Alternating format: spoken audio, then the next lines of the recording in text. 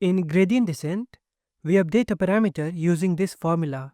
Here, alpha is the learning rate and the partial derivative is the gradient of the loss with respect to that parameter.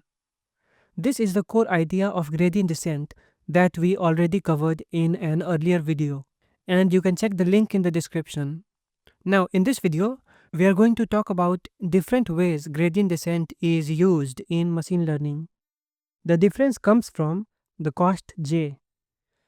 The first type is called batch gradient descent, where we calculate the cost using the entire dataset at once. Here, j is the cost function and L is the loss function.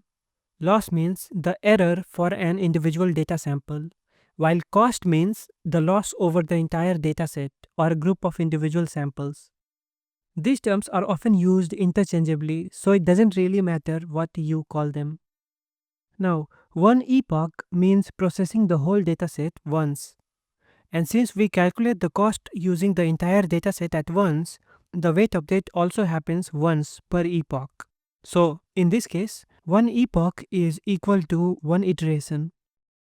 Now, if you look at the loss contour, batch gradient descent usually converges smoothly towards the minimum with very little noise. That's because every update is based on the entire dataset. So the gradient calculation is very accurate. Since there is no randomness involved, the model takes a steady and consistent path towards the minimum. Now the next one is called stochastic gradient descent. Here, the cost is computed individually for every data point. This makes the updates very noisy. In this case, there are n iterations of weight updates in one epoch, where n is the total number of samples in the dataset.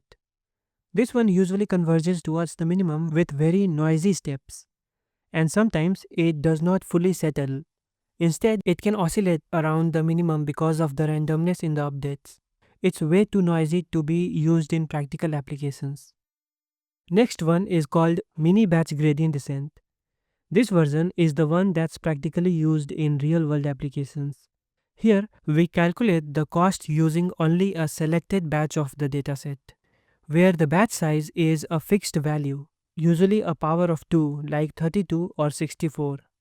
In this case, there will be a total of n by b mini batches. So, the total number of updates is n by b per epoch.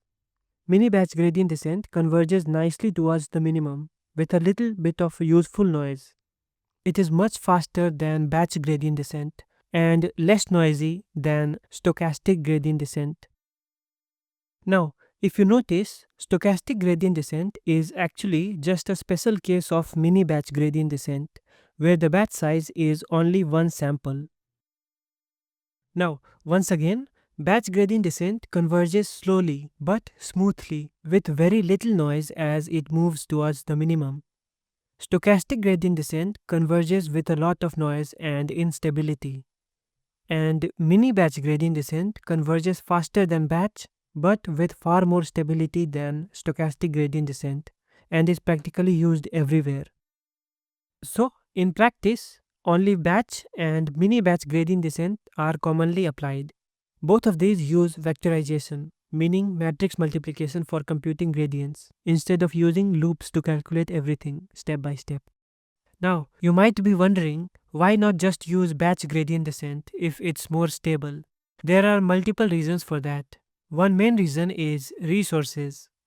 Imagine we have computing power or memory that's smaller than the size of the entire dataset. In that case, it becomes impossible to process everything at once. So, instead, we use mini batches to process the dataset in smaller chunks.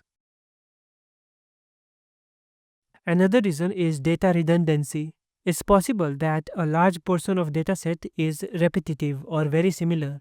For example, sometimes the first 10% of the data might already reduce most of the loss. In that case, mini batches can reach near optimal weights much earlier than processing the full dataset each time, which saves a lot of computation time. So that's it for this video. In the next video, we will talk about some advanced algorithms like Adam and momentum.